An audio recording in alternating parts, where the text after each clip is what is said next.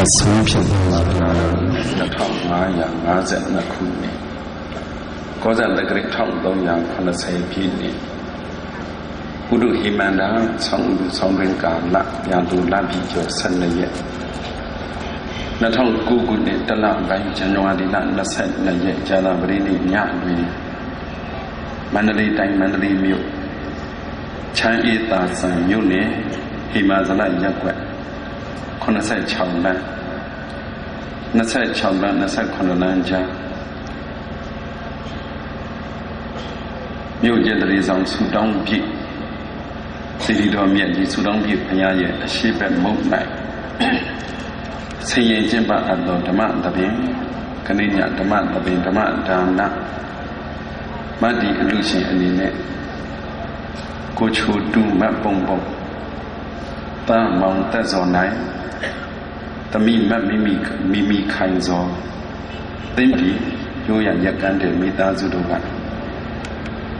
ရုဒ္ဓအကျင့်မြောက်ဓမ္မဒါနမတ္တိပြုတန်းလို့တရားကိုချစ်ခင်တရားကိုနှစ်သက်တရားနဲ့မွေ့လျော်တရားနဲ့ပြောတရားကိုမြတ်လို့တရားကိုတန်ဖိုးထားပြီးရှိကြကုန်သောသူတော်ကောင်းအပေါင်းတို့စုပေါင်းဆင်ရင်ကျင့်ပပြုလုပ်တဲ့ဓမ္မဒါနတရားအလူအမတဒါနအမြတ်နိဗ္ဗာန်အလူပွဲကြီး၌ဟောကြားအပ်သောပိဋကသုံးပုံတို့တွင်သုတ်တန္တပိဋကနိကေ9ရပ်တို့တွင်တန်ယုတ်တနိကေသက္ကာရဝကတန်ယုတ်ပါဠိတော်ထကရာဒေဝတာတန်ယုတ်မှာလာတဲ့ဝိတ္တသုတ်တံတရားတော်မြန်မာလိုအမည်ပြီးရင်တော့ယုံကြည်တတ်သူတရားတော်ဗန်တရားတော်ယုံကြည်ထိုက်သူလို့အမည်ပေးထားတဲ့တရားတော်ကိုဟောကြားနာကြရအောင်ဒီတရားတော်မြတ်ကြီးကဘုရားရှင်ကိုယ်တော်မြတ်ကြီးဟောကြားတော်မူခဲ့တဲ့တရားတော်ဖြစ်လေသောကြောင့်တရားတော်ကိုမဟောသိမိမနာသိမိမှာတရားပိုင်ရှင်အစစ်ဖြစ်တော်မူသောအစိမ့်နေရသုံးလောကထောက်တတ်တဲ့ဘုရားရှင်ကိုယ်တော်မြတ်ကြီးအားဘုရားတရားတန်ခါယရဏမြတ်သုံးပါးတို့ရဲ့ဂုဏ်တော်ကျေးဇူးတော်တွေကိုအာယုံပြုပြီးတော့ရှေ့ဦးစွာလက်အုပ်ချီးမွမ်းရှိခိုးကြပါအောင်စို့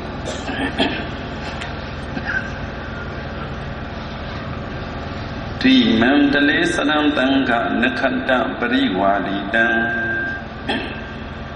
တိမန္တလေစရံတံခနခတ္တပရိဝါရိတံတတမံတိတလောဘာတအစနတန္တာပနာတကံပညာစက္ခုကရံပူစီဗုဒ္ဓဘုံနေဒုမန္တလံတိမန္တလေစရံတံခနခတ္တပရိဝါရိတံတတမံတိတလောဘာတအစနတန္တာပနာတကံပညာစက္ခုကရံပူစီဗုဒ္ဓဘုံနေဒုမန္တလံသံဃာနခတ္တပရိဝါရိတံအရိယာ၈ပါးတပိသတာဝကအတိဟုသောနခတာယကျေရကတို့ဝံငပချံယံလေယံအပ္ပပိထသောတတမံတိတလောဘတအစနတန္တာပနာတကံဓမ္မခန္ဓာပေါင်းက84,000ဤမြချမ်းကြည်သောတရားအယောင်တို့ဖြင့်မြာမြောင်လာစွာတတ္တဝါတို့၏17ဖြာညီလောင်သည့်မိကိုအပိတိုင်ငိမ့်သက်တဲ့ငိမ့်သက်တော်မူနိုင်ပါပြီထသောပညာစကုကရံလေးယံသစ္စာနည်းနည်းစွာကိုကောင်းစွာပြောရှုဉာဏ်ပညာစက္ခုကိုလည်းပြုတော်မူတတ်ပါပြီထသောဒီမန္တလေးမေစေတိုက်တော်အဝန်းတွင်မှအလက်ချင်းကျဲလမ်းသုံးသွဲ၌စရဏစနတမြေမွန်နိုင်ရာဘောဓိချာကိုလက်ရယထာကြွားသွားလက်တော်မူတတ်ပါပြီထသောဗုဒ္ဓဘုံနေဒုမန္တလံသစ္စာလေးပါးတရားသိရင်ဘုရားရှင်ဟုရောင်ပြူပါထွန်းလာပြည့်ဝန်းကိုသစ္စာလေးပါးတရားသိရင်ဘုရားရှင်ဟုရောင်ပြူပါထွန်းလာပြည့်ဝန်းကဲ့သို့သောဘုရားရှင်ကိုယ်တော်မြတ်ကြီးကိုအဟံသူတော်သူမြတ်လူနဲ့နတ်တို့ကြည်နတ်ရမြော်တရားဟောမဲ့ဘုရားတပည့်တော်သည်မယံသူတော်သူမြတ်လူနဲ့နတ်တို့ကြည်နတ်ရမြော်တရားဟောတရားနာကြမဲ့ဘုရားတပည့်တော်တို့သည်ဝန်ဒီဝန္နာမှာပူဇေပူဇာမှာနမေနမမှာမင်္ဂလာစရဏလက်ဥဇ၌ chỉ doan có yo bù zo miền đồ là ốc mô yuê xì khô gỡ ra ba gâu y ai xem hay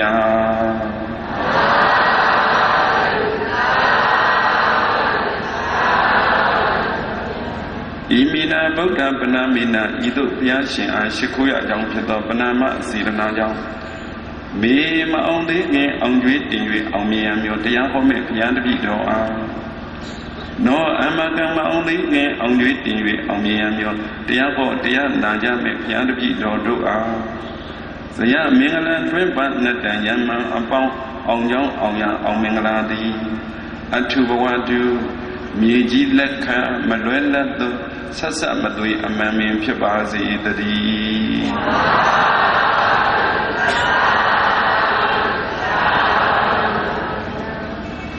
Azania Donoga to Data Yashin Koromia Gia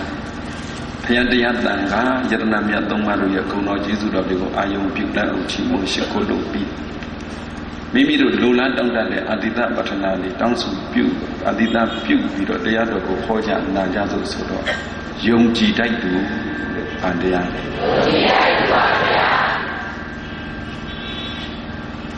Going to that wait and put it at that time. Going to do say no to come Mawadi. Going to how we done do that and rather now. Got handsy onesie with that man to that time. The other yet given. Lumu Mayu Bana Mayu Nadine Taya. The Rampion, Buddha Bada, Yanshin Koromiaji, a song master. Buddha Bada went the Ude, the poet, the out the Zude, the Bada, the Kude, the Hope. Along and sign. So I do the Dodanomia Jisu. Nada Bada La Mira. Now what it be 0 John or Mabono, the Yazwa, the Dento. Along the Jade Dime, Nabitana, Naloga, Lade Poguriga, Ya, Mangong Yang Laja, Luci Ditch. Navia Mari Yanga, Peter, Natanabaga, Usong, Mira, Dugatigo in Mira. Bima Navia Mari Yajishira. Did the other go Najala Yade Adway? Eddie Natane, Eddie Navia Mari, no, they are the two, Jisu Miano. They made a Megong and Legu she, Bono di Yazwanga, the P. by the Legu. The Apirigo, Dick on the book, the Jesu Miano. The Diabwema, the Apirigo, the Dome Boko, the Neve, Mimi Voa and the Jesu Miano. Logaman Lumu Yeshi, the Siwa Yeshi, the Pina Yeshi, Jama Yeshi, Boundan Sasaye, Yadi, Yashi. Lurai Tatawa, Chanda Lujania, Palujania. A good Yana to be your Chana Jana, Say Jana, me, Blue Bion. I made on the song with Chana Jana. Chana Raga, Pisi Osa, Chana Raga, Damil.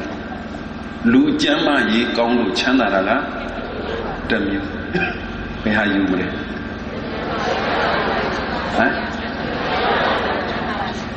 Lujamara, you may. Did not be only the name was alone. Hold the Lee, Lugar or down me, they are Johnny, Sanziaga. Gone. Sanziaga or Piso like that, Biomini, Amri, Saint Shuing, which of them from Yadita, as how those of let you you wear Sanuyari. Tames Hijo Nalo Ade Jauka Yoga de Pinevis or Gona. Tami PC Chana, Yama Chana, Behajai. Chama Yabajai. Waiting more everything.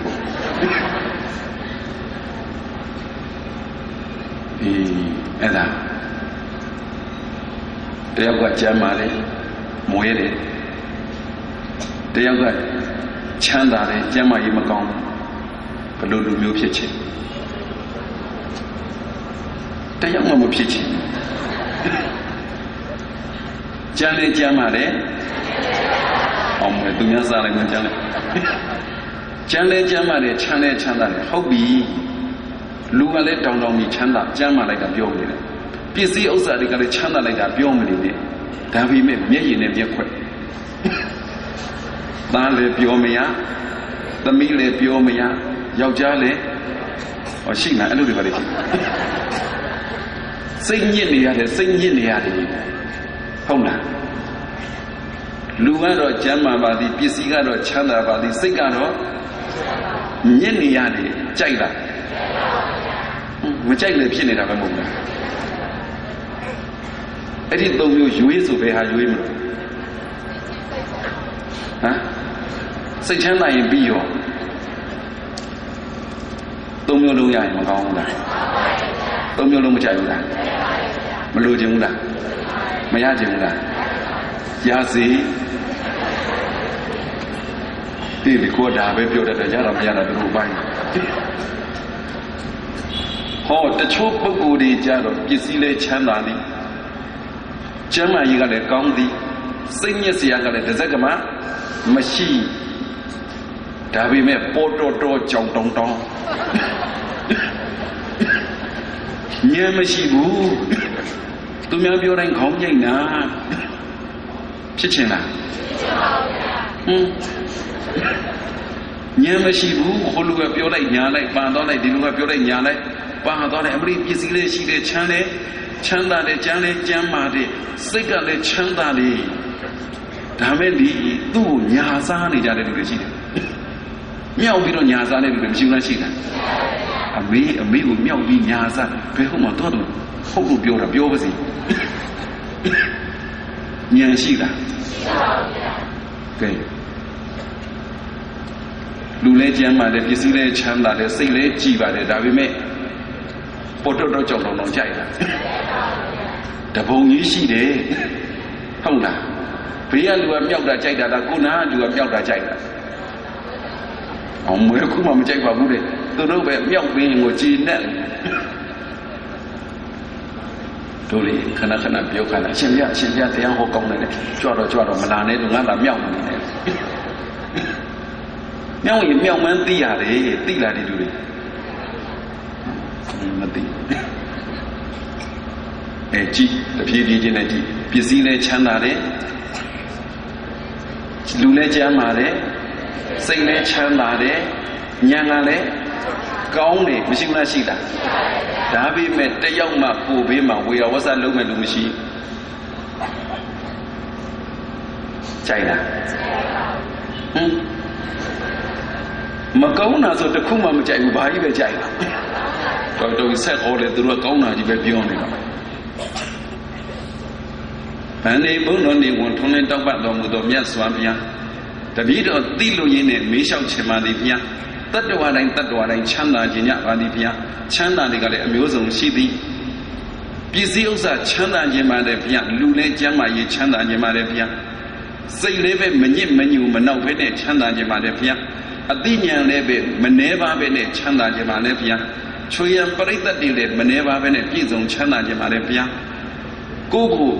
ဘေးမေးမဆက်လူမရှိဘဲနဲ့လေးစားတဲ့သူတွေကြီးပဲကိုနားမှာချမ်းသာခြင်းပါတယ်ဘုရားအကုန်လုံးပြောတာချမ်းသာတတ္တဝါတိုင်းချမ်းသာမကြိုက်ဘူးလားကြိုက်တချို့သုတ်တန်လေးဆိုရင်တော့ဘုန်းတော်ကြီးမြတ်စွာဘုရားကရှင်းမဲ့ဖြေတယ်အရှင်ဘုရားတပည့်တော်ပစ္စည်းချမ်းသာခြင်းနဲ့ဆိုလူလို့ပြောလိုက်တာပစ္စည်းချမ်းသာခြင်းလူလို့ပြောလိုက်တာပဲလူချမ်းသာရေးကောင်းခြင်းသီလဆောင်ဟုတ်လားတိုက်ရိုက်ရှင်းပြောတာပစ္စည်းမချမ်းသာခြင်းမူလားပစ္စည်းချမ်းသာခြင်းနာရဲ့နှမျောတာရဲ့ဘယ်ဟာကြိုက်သည်ဟမ်ပစ္စည်းချမ်းသာတာရဲ့နှမျောတာရဲ့ဘယ်ဟာကောင်းဒါပေမဲ့ဘာလုပ်နေကြသည်ပြန်တော့မဟုတ်တော့နှမျောမှတော့ဘယ်လိုလုပ်ချမ်းသာမှာတော့ဟုတ်လားဒီမဲ့တရားတော်ကသူရှင်းလေးပစ္စည်းချမ်းသာခြင်းလူကျမ်းမာရေးချမ်းသာခြင်းသီလဆောင်စိတ်ချမ်းသာခြင်းသမထအားထုတ်ဉာဏ်ကောင်းခြင်းဝိပဿနာအားထုတ်ကိုယ်ဝေယဝဆလုပ်ပေးမဲ့လူပေါ်ခြင်းကိုကဝေယဝဆလုပ်ကိုယူသည်လေးစားတဲ့လူပေါ်ခြင်းကိုကအားလုံးကို有的你在这样的话，没心了心。嘿，第就业的这路上都来心里了，偏好他心里，这样的话心里不都得没心呢？啊？路里也没心呢，路里头没心嘛，无所谓了，路嘛好的都别了表面的了。对不啦？对不啦？国家都没钱拿来，对不啦？没路都包。必须有啥的都没光钱拿吧？钱拿的吧？别钱拿嘛，都对面路一弄嘛的，啥子那老么追，你这边那崩塌的老百姓，不路路边边就是伢嘛都，嘿，那个其他的欧来几用着，路一个呗，路里老嘛那么都偏爱小看，路中嘛小看，说钱拿到嘞，讲的，到比后面的也标高的嘛么的。那他标准那里太标你那边的那边好了的标高的，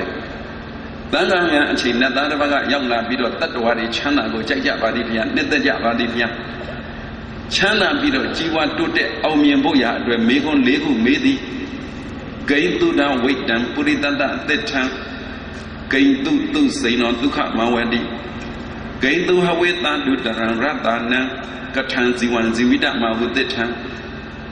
巴黎都没来的，都蛮难的。现在当家里头地大国，巴黎的都有了，美国没那图。那边的啊，先培养强大个在家的得话的嘛，希望皮肤一段所以眼里落的，希望皮肤所以。强大不呀一段的眼里落完的边，给都当为当不的当得成，罗干嘛西家的路那边嘛得话的也，强大不啊将眼里个爸爸来边。希望偏见来说，眼里落了，强大些眼里落了。那边的美国啊，强大不呀，对吧？嘞，眼里啊臭死啦，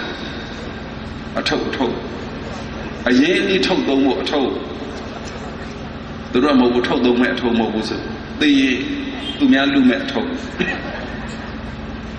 给都当为当不的单单得成，给都谁呢？都看马外的。这个都碰到的面说面个批评都，人安的透过也比所以，这透过港澳苦一路个都没几万呢，个人澳差一路个都没几万呢，啊路也没，啊路也没，钱拿不呀，啊路也没，哎的啊路难不呀，啊对，啊人的路嘞，美国不能苦，ဒီမှာဆိုရင်ကြည့်လိုက်တော့လေလူငယ်လူရွယ်တွေအများကြီးပဲ14နှစ်ကစပြီးတော့20အစိတ်30တွေ40 50တွေအရွယ်ဆုံးနေရာဒေသကလည်းမျိုးစုံတော့များတဲ့ပြိဿကြီးကြည့်ပါဦးဘလောက်ပဲလူတွေမျိုးစုံအရွယ်မျိုးစုံမချမ်းသာခြင်းတဲ့လူတယောက်မှချမ်းသာဖို့ရအတွက်အရင်အနည်းလိုသည်လောက်ရမယ်အလောက်လိုသည်ဘယ်နှမျိုးကိဉ္တုတံဝိတ္တံပုရိတန္တသစ္ထံကိဉ္တုစိဏောဒုက္ခမဝတိကိဉ္တုဟဝေတန္တုတရံရတနံအရှင်ဘုရားတကယ်လို့အရင်အနည်းလည်းရှိချမ်းသာဖို့အလုတ်လည်းအမြဲမပြတ်လုပ်လို့ချမ်းသာပြီဆိုရင်ချမ်းသာတွေကိုလူတိုင်းနတ်တိုင်းဗြဟ္မာတိုင်းတတ္တဝါတိုင်းချမ်းသာတွေကိုခံစားကြသည်ချမ်းသာမျိုးစုံတွေထဲမှာဘယ်အရသာကအကောင်းဆုံးလဲအရသာမေးတာပါမေးတာနော်သုံးခုရှိသွားပြီနံပါတ်1ကအရေးအနည်းနံပါတ်2ကအလုတ်အကိုင်းနံပါတ်3ကအရသာကိဉ္တုတံဝိတ္တံပုရိတန္တသစ္ထံကိဉ္တုစိဏောဒုက္ခမဝတိကိဉ္တုဟဝေတန္တုတရံရတနံကထံဇီဝံဇီဝိတမဟုသစ္ထံဘုန်းတော်ကြီးမြတ်စွာဘုရားအရင်ကြီးလည်းရှိသိလို့ရှိပါပြီဗျရပါပြီဗျအလုတ်ကိုင်းလည်းသိလို့လုံနေပါပြီဗျချမ်းသာတွေရပြီအဲ့ဒီချမ်းသာတွေကိုလည်းအရသာခံစားပါပြီဗျအဲ့ဒီအရသာခံစားပြီးတာလည်းဟုတ်ပြီဒါပေမဲ့တက်တက်လုံးအသက်မွေးဝမ်းကြောင်းလေးတစ်ခုလောက်တော့လက်ဆုပ်လက်ကင်ရှိခြင်းသည်အသက်မွေးဝမ်းကြောင်း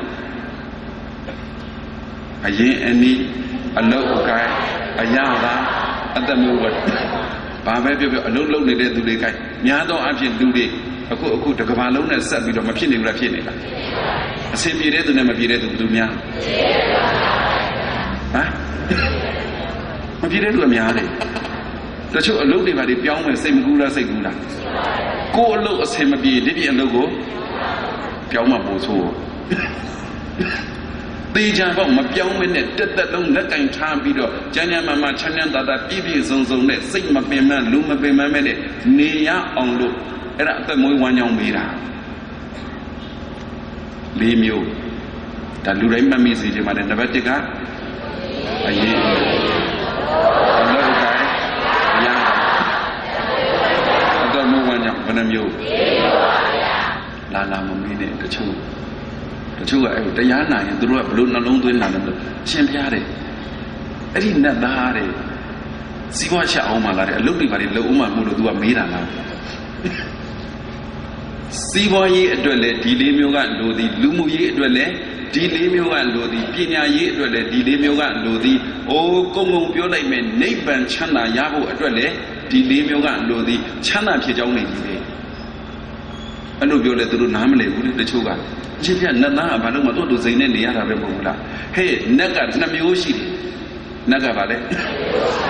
စတုမဝဟတဲ့တာဝရိန္ဒယာမတုတိတနေမနာရတိပရဏိမိတဝတ္တဝရိနတ်ပြည်6ထပ်ရောက်သွားလို့ဒီဘဝကလွန်မြောက်နောက်ဘဝကိုရောက်လို့နတ်ပြည်မှာနတ်ဖြစ်နေတာလည်းမရှိလားရှိတာအဲ့ဒါကနတ်ခန္ဓာကိုယ်နဲ့နတ်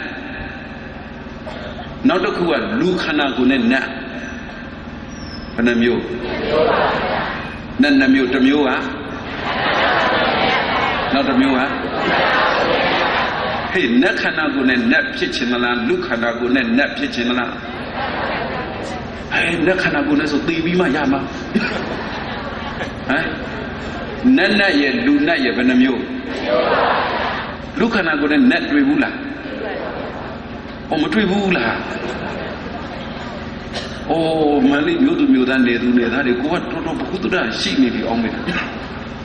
နတ်ခန္ဓာကိုယ်နဲ့နတ်တော့တွေ့ဘူးလားအဲ့ဒါလည်းမတွေ့ဘူးပြပါလေတော့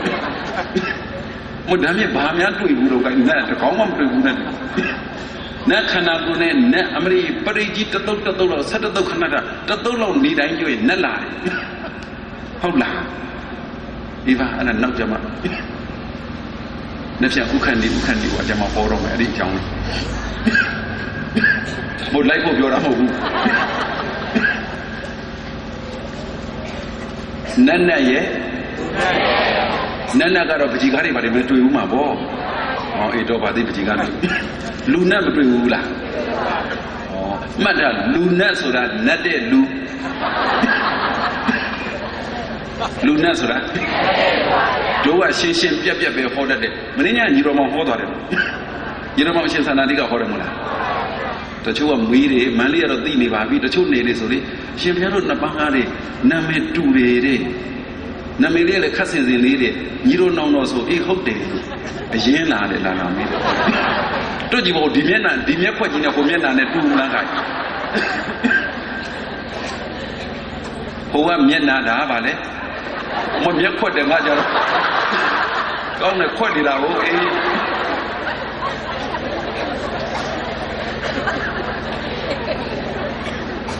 ဟုတ်ပါတယ်ဘေးတူမှာတော့အမှန်တော့ညီကိုတွေပါပဲဘလို့တော်တာတော့ဆိုတော့ကိုကပြောလိုက်တယ်အမေမတူအဖေကွယ်လို့ဟ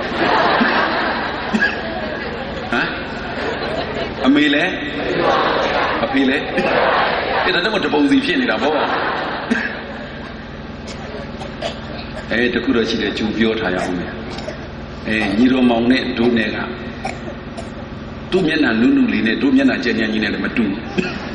အတန်ချင်းလည်းမတူဘူးခေါ်ပုံချင်းလည်းမတူဘူးသူကအေးဆေးဆေးနဲ့အေးခေါ်တာတို့ကဗာလဲအပူအဲ့လိုအေးပူတော့မပြောကြပါနဲ့ဟာ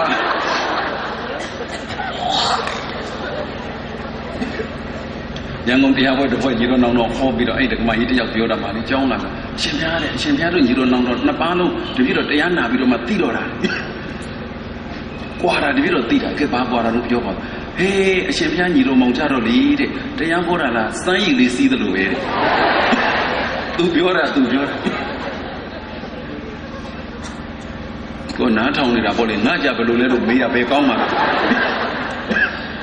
အမလေးအရှင်ဘုရားညီတော်မောင်ကစမ်းရည်လေးစီးသလိုဟောတာတဲ့ဆိုတော့ကိုကမမေးပြီမဘေးရလို့မယ်တို့ဘုန်းကြီးကြတော့တဲ့အမတို့ဘုန်းကြီးသူဘုန်းကြီးများခွဲနေတယ် Aku juga berapa? Oh deh, asyik ni orang manggar, oh deh, ada saya di sini dulu beri. Asyik aja dah, ini pun ni jaga dulu. Apa betul deh, ini malu betul deh.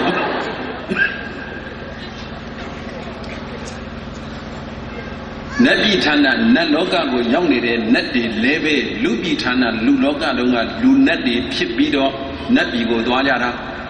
Haulah, luna surah balik. Mati doa bibo. Ku sirang go alaga thangya masa balu kita. Era nade tu, haulah. Kami cakap dulu bawa kami nada ni mada ni berhaga. Sirih hago lure tu kan nade lu. Kasihnya kode yang namion ni pure tu mana. Di lure nade tu ni lah pure tu mana ni lah. Dia berkata pure ni dia mana pure tu mana dia. Dulu pure tu mana so ini. Nene ni mili ni balu aku mana. Maya roh, jauh bekat doh. Atau cakap kena saya cakap cuma nak umur suruh belum. Amangan dengan dia jadok, dia jual keliri, lu jadi jadok. Aku tiada awal lah dia suruh pure tu mana macam balu dah le. Lah dia nak bina ni dah. Haulah. Lu lain canda je ni, bisi canda je lu jama ye canda je, tina low. Segala ciri tempat atau yang kau je, wibetana atau cuyan berita bocil, yang wasan tu kau sengaja tu yang liza sih kau tu yang sengaja, tu apa lah? Era mili ni baru bida tu. Nak bida, amangan dana kan, tanya ho, tinggal kan, tanya ho, tempat kan, tanya ho, wibetana kan, tanya ho, wasan kan, tanya ho, oh yudi kan, tanya ho. Itu lo ho yang ada. Tapi mereka saya di sini lo, sima masih ada baru cah. Ini punya cah ada.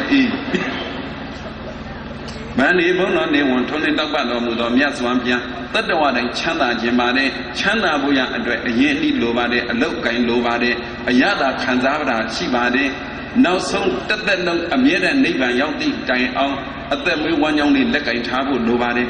Edi debut video tilo ini misal pada pihak. Edi mana bono di mias wampian ka api biru mudi. Kaya tu dah wait dan puri tata tetang amigo. Tidak wait dan puri tanda tetang terhadap yang agak ini, agak ini lah. Ke tanah yang sih deh, tamil yang sih deh, monumen yang sih deh, tanah mid yang dong yang sih deh. Lungan dengan lupa, ayueri yang lah bisoi, mi bangga ini tahu mobil bela. Lokda, kainda, pioda, suda, hey siwa pemelo, yongji ada tu ya. Siapa bawa kualo, sekarang mayongji ada tu ya. Siapa bawa tim piro siwa pemelo, mayongji ada tu ya. Lu benar. Yongji ada, dah ye, mayongji ada, dah ye. Betul go, ini tahu beme. Apa tu? Hah? Ada ni cakap sensan tiba. Siwa ini macam mana? Ini sudah. Saya sudah mengucap dan bertanya, tahu beme luar orang. Ah, ini tidak. Yongji mu, haulah. Yongji mu, ini cuma di. Oh, dia nak perintah abang turun abang tu lupa dan le yongji mu sima. Dan ubah ni tanya dan di tilang lagi ubah terak kamang kerodi. Terang dia yongji mu si biroma balu jara, lu jara. Tidak sampai jara. Ubah dia sampai jara. Tempat atau tu zanya jara, bininya jara, wibetana atau tu wibetana nya jara, menyang punya jara, betul bawa mudiran. Terhadap dia, haulah. Kami api siga, ini logi, gua bayi ni biang, yongji mu. Saya tempat di siga, biarnya jadi ada cina saya, gua malu le, yongji mu. Kemudian ada tu meji me. Jabu bade. Terhadap yang sudah di pihak go yongjira dia go, yongjira tangga go yongjira kangkanya jogo, yongjira merai cili kita mah pihak yongne tu bala, dia yongne tu bala, tangga go yongjira tu bala. ဖယားယုံကြည်တယ်ဖယားကြည်ညိုတယ်ဆိုတာဒီဖယားဖူးတွေ့ရရင်အပြည့်မြင်သေးလားမမြင်တော့ဘူးတရားကိုကြည်ညိုတယ်တရားကိုယုံကြည်တယ်ဆိုရင်တရားနာရရင်အပြည့်မမြင်တော့ဘူးတန်ခါကိုယုံကြည်တယ်တန်ခါကိုကြည်ညိုတယ်တန်ခါကိုယုံတယ်ဆိုရင်တန်ခါကိုဖူးတွေ့ရရင်အပြည့်မမြင်ကဲဒီလိုတွေဖယားဖူးတွေ့ပြီဖယားတွေ့ပြီဆိုရင်မယုံကြည်ဘူးလားယုံကြည်လားအပြည့်မြင်သေးလားဖယားကြီးကလည်းရွှေတွေပွက်တယ်ဖယားပုံကြီးကလည်းဘလို့မှလည်းမသိဘူးလို့ကြည်သမ်းမောင်ကိုင်းဟုတ်လားကိုယ်စိတ်ကတကယ်ဖယားကိုကြည်ညိုရင်ဘယ်ကြွားတော့ဖြစ်ဖြစ်အပြစ်မြင်စရာသဘောပေါက်လားခုပြောတာဖယားကိုယုံရဲ့လားတရားကိုရောယုံရဲ့လားတန်ခါရောယုံလားကိုရင်ကဘလို့သွားမှမသိဘူးဒီကိုရင်ကလည်းနော်ဒီကိုရင်ကလည်းမရှိဘူးလားရှိတယ်ဒီကိုရင်ကလည်းဟိုကိုရင်ကလည်းဒီဥစဉ်ကလည်းဟိုဥစဉ်ကလည်းဒီဥစဉ်ကြီးကလည်းဟိုဥစဉ်ကြီးကလဲနေနောက်ဆုံးဒီဖုံးကြီးကလည်းဟုတ်ဖုံးကြီးကလဲနေတလဲလဲမဖြစ်ဘူးလားဖြစ်လားအဲ့ဒီတလဲလဲပြောတဲ့သူနောက်ဆုံးကြပါဖြစ်သွားတယ်လဲသွားရောကိုယ်စိတ်ကပါဇက်ကကိုယ်စိတ်ကအမလီဒီဖုံးကြီးကလည်းဒီကိုရင်ကလည်းလောက်တာနဲ့စီးပွားရေးတွေအကုန်ပါဖြစ်သွားတယ်လဲသွားရောတန်ခါဆိုတာကိုကအပြစ်မြင်ဖို့လားကြည်ညိုဖို့လားဟုတ်ကဲ့လားကဲထူပါဦးရှင်းရှင်းပေးလိုက်မယ်ဟေးဖယားကိုယုံလားသိကြလားတရားတရားရှိလားဖယားကိုယုံလားညှို့ထုံပြီးတော့ဒုမရမှာဖယားကိုယုံလားဖယားကိုယုံလားတရားဆိုတာကိုနားလည်အောင်ပြောလိုက်ခြင်းဒီနှမျိုးကိုကဖယားကိုယုံနာရဲ့ဖယားကကိုယ့်ကိုယုံနာရဲ့ဘယ်နှမျိုးဘယ်ဟာအရေးကြီးသည်ဟမ်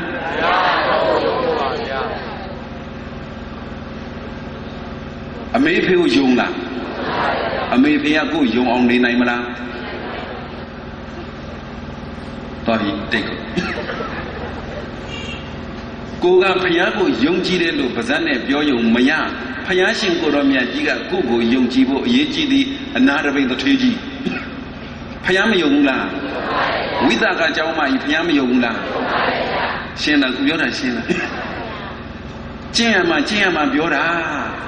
ဖယားရှိခိုးဥချတဲ့ဟုတ်တယ်ဒါပေမဲ့ဖယားကကိုယ်ကောင်းပေါ်မှာကိုယ်ပခုံးပေါ်မှာကိုယ်အဆုပ်အသက်နှလုံးထဲမှာဖယားကအမြဲကိုယ်ဘေးမှာရှိပြီးတော့ကိုယ့်ကိုယုံလောက်အောင်ကိုနေနိုင်ဖို့အရေးကြီးတာဒီတခုနဲ့တန်သွားပြီဟုတ်လားတရားပွဲကြီးချိန်နေတဲ့လောက်ရတာဘလို့ကြည့်ရမလဲဆိုတော့ဒီတခုနဲ့တန်သွားပြီဖယားကိုယုံနာလေကြည်ညိုပါသည်တာဓုခေါ်ပါသည်ဝန်းမြောက်ပါသည်အိုးချီးမွမ်းပါသည်ဖယားကိုယုံအောင်လုပ်ဖို့အရေးကြီးတာဖယားကသောတာပန်ဆိုရင်ယုံသွားပြီတက္ကတကအနာဂတ်ယဟန္တာတွေဆိုရင်ယုံသွားပြီဟေ့တရားကျင့်နေဆိုတာဘယ်သူယုံအောင်လုပ်ရမှာဘေးလူယုံမို့လားဖယားယုံမို့လားဩဘေးလူမယုံရင်နေပေါ့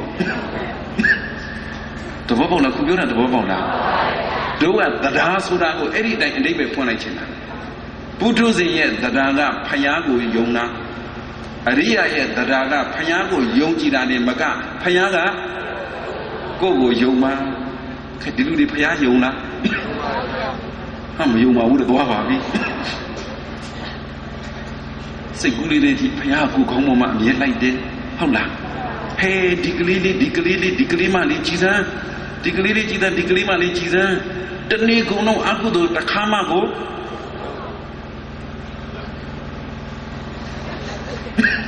ဒီကလေးမလေးဟဲအကုသိုလ်တစ်ခါမှကိုမလုပ်ဘူးတစ်ခါမှကိုမပြောဘူးတစ်ခါမှကိုမစင်စားဘူးလို့ဖယားယုံအောင်နေနိုင်မလားမင်းခုမှကြိုးစားပါမယ်တော်ပါသေးတယ်သူတို့ကြည့်ရတာအသက်အစိတ်30လောက်ရှိတယ်တခါကြီးတယောက်ကကြိုးစားပါမယ်တခါကြီးအသက်ဘယ်လောက်တော့ဆို81တဲ့81မှာကြိုးစားဆုံးဆိုဘလို့ကြိုးစားမလို့ပြောပါဦးခုပြောတာနားလေတယ်နော်အေးတန်လိုက်တာဟိအဲ့ဒါအရေးကြီးဖယားကိုယုံကြည်ပါကြီးညိုပါတဲ့သဘောကျပါတယ်ချီးကျူးပါတို့ကတော့ဒုနာနီးစက်တဲ့တရားဓမ္မတွေကိုပြောတယ်ဟေးဖယားရှိခိုးဖယားကြည်ညိုကောင်းသည်ဓာတ်ထက်ပိုကောင်းစေခြင်းလို့ဖယားကကိုယ့်ကိုယုံအောင်နေဟုတ်လားငြိမ်သွားပြီ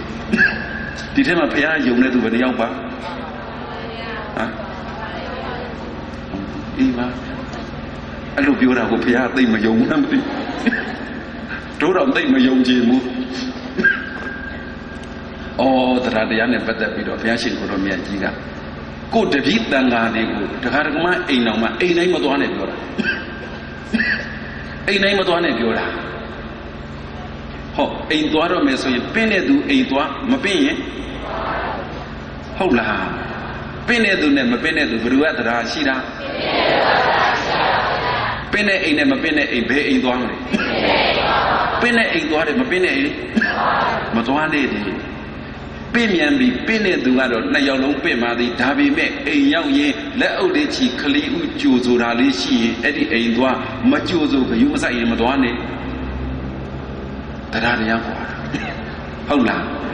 ပင့်လဲပင့်သည်ကြိုလဲကြိုသည်ဟောပင့်လဲပင့်တယ်ကြိုလဲကြိုတယ်တယောက်ကနေရာထိုင်ခင်းလေးကိုပေးသည်တယောက်ကတော့အရှင်ဘုရားကြည်သာထိုင်ခေဘေးသွားထိုင်နေရာထိုင်နေဒီဟိုမုံပြင်းနေဘက်မှာမုံပြင်းနေကတော့ဘုရားတရားတန်ခါကြည်လို့ပါတယ်ဒါပေမဲ့တယောက်တလေတော့ရှိတာပေါ့ဟိုကြာလာပါပြီလွန်ခဲ့တဲ့အနှစ်16နဲ့လောက်ပါ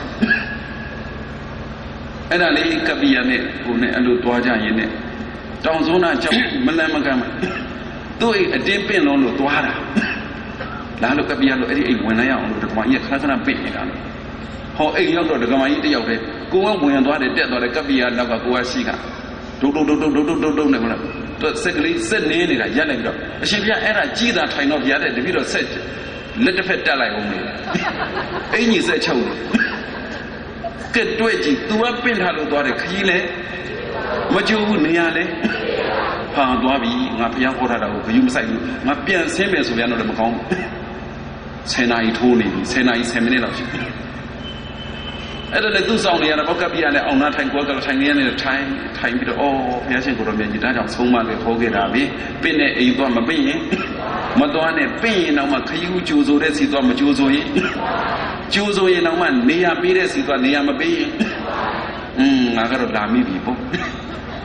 အဲ့ဒါတို့10နာရီ15လောက်ရှိသွားပြီ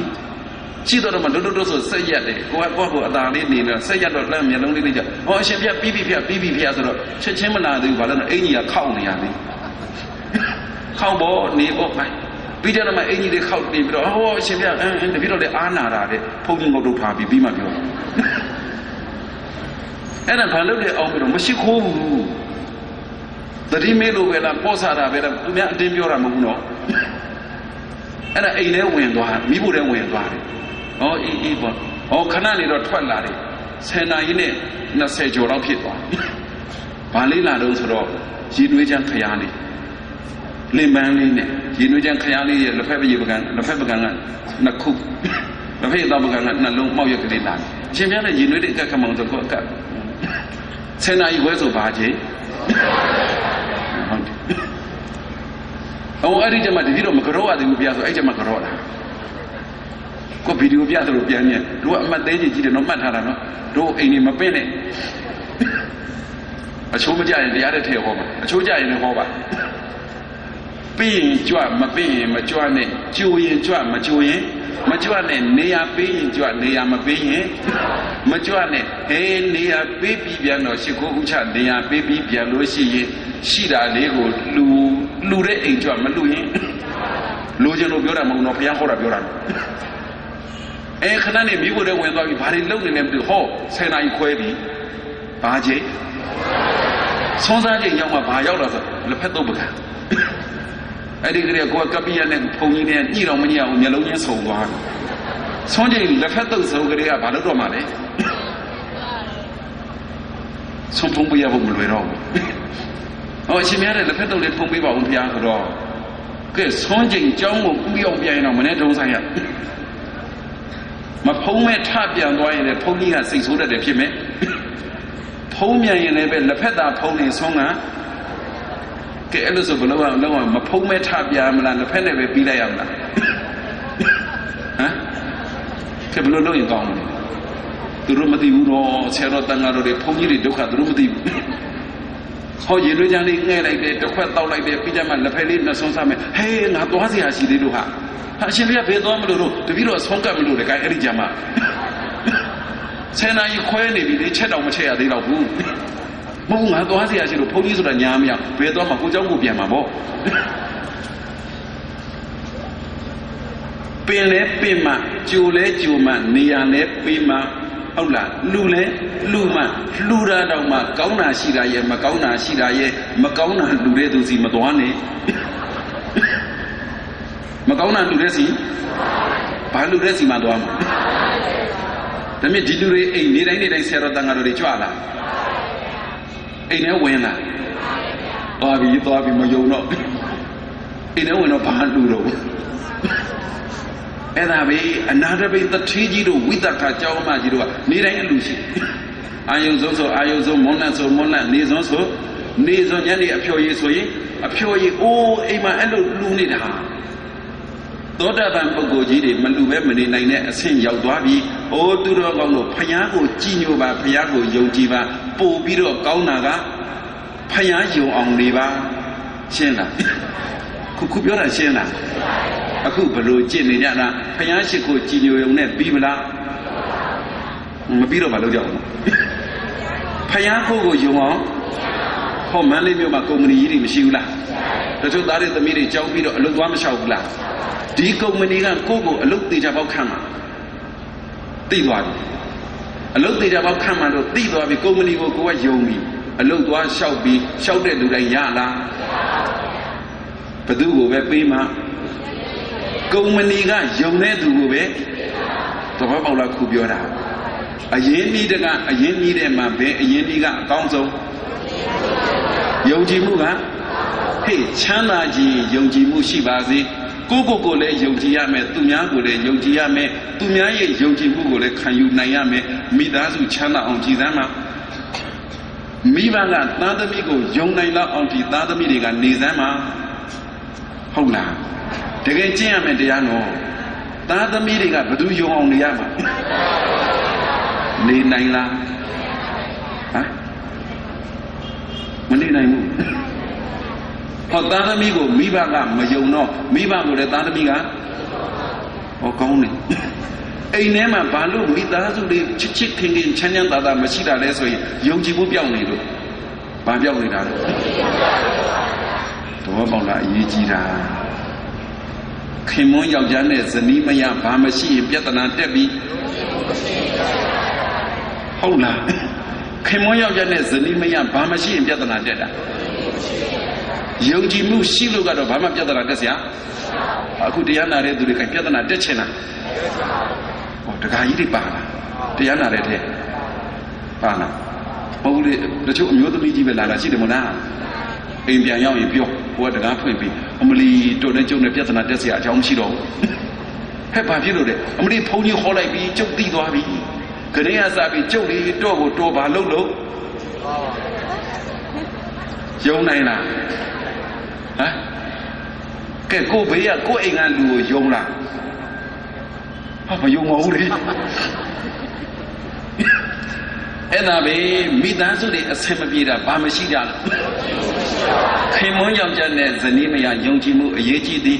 တငယ်ချင်းချင်းချင်းနဲ့ယုံကြည်မှုအရေးကြီးသည်မိဘနဲ့သားသမီးတွေယုံကြည်မှုအရေးကြီးသည်အိုးသူတော်ကောင်းတို့ပြဿနာမဖြစ်ချင်ရင်ဗာလေးနဲ့တည်ဆောက်ရမယ်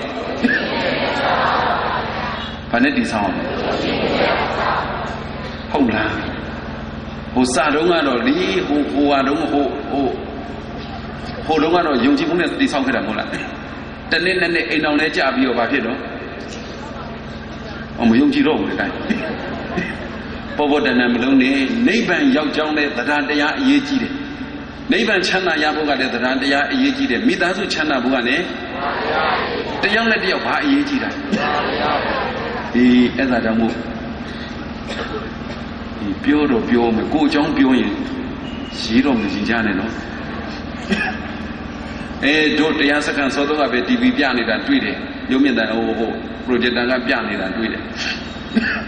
16နှစ်အစိတ်သားတွေသမီးတွေလေငယ်ရွယ်သူတွေနဲ့မိဘတွေနဲ့မေးကြဖြေကြတာတွေမရှိဘူးလားတို့မှက16နှစ်အစိတ်တရားစခန်းတွေဖွင့်တယ် ဖွင့်တော့သားရဲ့သမီးတွေကလေကိုကိုတကယ်အဖေလိုလဲပြောတယ်အမေလိုလဲပြောတယ်တငယ်ချင်းလိုလဲပြောတယ်အကုန်ဆုံးတိုင်နေ냐နောက်ဆုံးအဲ့ဒီ16နှစ်အစိတ်သားတဲ့သမီးတွေကအများကြီးပဲထောင်တောင်းသိန်းချီနေပြီကိုမှာဘာအခက်တွေ့တုံးဆိုရင်တချို့သားတွေသမီးတွေကတောင်းမှန်လို့လည်းမရဘူးသူတို့အတွက်ကတော့အရေးကြီးတာကိုသူတို့မင်္ဂလာဥကြရင်ကိုတရားဟောစေချင်မင်္ဂလာဥကြရင်ကဲဟောပေးမယ်ပေါ့အမှန်ကတရားဟောမယ်ဆိုရင်နီးမှတော့သူ့အချိန်ကျမှဟောဖို့မဟုတ်ဘူးဘာလို့ဆိုဖုံဖုံဖျားတဲ့တပည့်တော်တို့မင်္ဂလာဆောင်ဖိတ်စာလေးရိုက်မယ်လို့အေးရိုက်ပေါ့လို့မဟုတ်ဘူးဖျားတဲ့ဖုံဖုံပုံလေးပါကြတယ်ဘယ်နဲ့မင်္ဂလာဆောင်မှာဖုံးလို့မဟုတ်ဘူးဖုံဖုံနဲ့လူတွေဖိတ်တာကတတ်တဲ့တရားပွဲအတွက်ဖုံဖုံပုံလေးနဲ့မင်္ဂလာဥဆုံးအလူဆိုပြီးရိုက်ချင်လို့ပါတယ်အေးရိုက်ဖို့ဓာတ်ဖို့အဲ့ဒီမှာကပ်ပြားစီမှာယူသွားဖို့နောက်ကြပါလို့ဖုံဖုံနဲ့စာတူလေးတစ်ချောင်းရေးပြပါဦးအဲ့ဒါနဲ့ကိုကဘာရေးပြလိုက်တော့ဆိုတော့သူတို့ကဟိုဘက်မိဘနဲ့ဒီဘက်မိဘနဲ့သဘောမတူကြဘူးသူတို့နှစ်ယောက်တည်းတော်ကိုတစ်ယောက်နဲ့တစ်ယောက်ယုံကြည်မှုကိုခိုင်ခိုင်မြဲမြဲရှိလို့မင်္ဂလာဆောင်တော့ဒါမျိုးကြတော့ဘုန်းကြီးကကြားဝင်လို့မရဘူးအဲ့ဒါနဲ့စာလေးကောက်ရေးပြလိုက်တယ်ယုံကြည်မှုနဲ့တိဆောက်ခဲ့တဲ့ဘဝရိပ်ငြိမ်ကလေးကိုပါတယ်မရှိပါနဲ့ဆိုမှ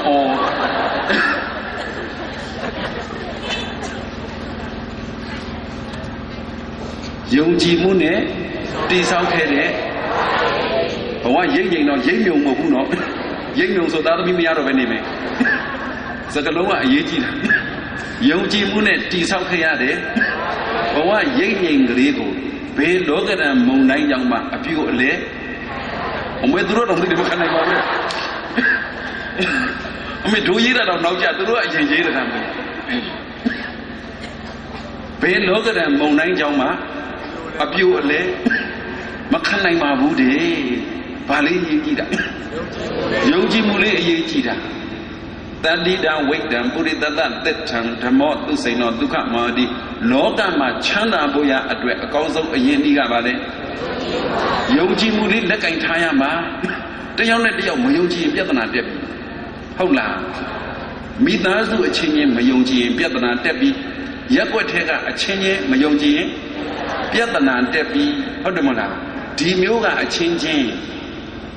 ဒီကဘာကြော်ချလိုက်ဒီကဘာကအချင်းချင်းယုံကြည်မှုတွေမရှိရင်ပြဿနာဒါကြောင့်မို့ဘုန်းတော်ကြီးမြတ်စွာဘုရားကဟောသည်ချမ်းသာခြင်းနဲ့ကြီးပွားခြင်းနဲ့တိုးတက်ခြင်းနဲ့အောင်မြင်ခြင်းနဲ့ဆိုရင်ဘာလေးအရင်ရှိရမယ်ယုံကြည်မှုလေးရှိရအဲ့ဒါဘောခုနသားတွေသမီးတွေကြတော့ယုံကြည်မှုနဲ့တိဆောက်ခဲ့တဲ့ဘဝရိပ်ငြိမ်ကလေးကိုဟောတော့လေဒီတရားပြန်ဟောရတာပါပဲယုံကြည်မှုအရေးကြီးတဲ့အကြောင်းအဲ့ဒါဘလို့သိသွားတယ်မလို့နောက်တစ်ယောက်ကတစုံလွဲရလာပြန်ရောဖုံဖုံပြရတဲ့တပည့်တော်တို့လည်းအဲ့ဒါထက်ကောင်းတာနဲ့ဘယ်နဲ့အဲ့ဒါလည်းကောင်းတာလေးဓာတ်ပုံလေးနဲ့အဲ့ဒါလေးရေးပြပါအောင်ဘုရားဆိုတော့သူတို့ကြတော့နှစ်ဖက်ပြီးပါအဆင်ပြေအဲ့ဒါနဲ့ပြောအောင်မလားမင်းကဆောင်အဲ့ဒါနဲ့မကဘူးအယောင်အဆင်းရဲလည်းမရှိဘူးပုံသဏ္ဍာန်လည်းအယောင်အဆင်းမဲ့ပုံသဏ္ဍာန်ကင်းတဲ့မေတ္တာတရားကိုမေတ္တာစွမ်းအားရှိသူတို့သာပုံဖော်နိုင်စွမ်းရှိပါတယ်အမှန်တော့မင်္ဂလာဆောင်ဆိုတာဘာပုံဖော်တာအမမေတ္တာကိုပုံဖော်တာလေဒီကောင်းတဲ့ချာဟုတ်တယ်လေဟိုဘက်မိဘဒီဘက်မိဘဟိုဘက်ဆွေမျိုးဒီဘက်ဆွေမျိုးဘလို့မှမသိမတွေ့မကြုံတဲ့သူတွေမဆုံလားဆုံအဲ့ဒါဘာပုံဖော်တာလဲမေတ္တာပုံဖော်တာအယောင်အဆင်းမဲ့ပုံသဏ္ဍာန်ကင်းဟိုအယောင်အဆင်းကင်းပုံသဏ္ဍာန်မဲ့မဟုတ်ဘူးနော်အတိတ်ပဲဒီကြောင်းမြန်ဖြစ်ကုန်တယ်အယောင်အဆင်းမဲ့ပုံသဏ္ဍာန်ကင်းနဲ့မေတ္တာတရားကိုမေတ္တာအစွမ်းရှိသူတို့သာရှိသူသာမဟုတ်ဘူးနော်တယောက်တည်းပေါ်လို့မရဘူးနှစ်ယောက်ပေါ်မှာနှစ်ဖက်ပေါ်မှာမေတ္တာတရားရှိသူတို့သာပုံဖော်နိုင်စွမ်းရှိပါတယ်နောက်ကတပိုက်ကကြံနေတော့ကောက်ကြည့်လိုက်တယ်မေတ္တာပုံရိပ်ကိုမေတ္တာမျက်ဝန်းရှိသူတို့သာ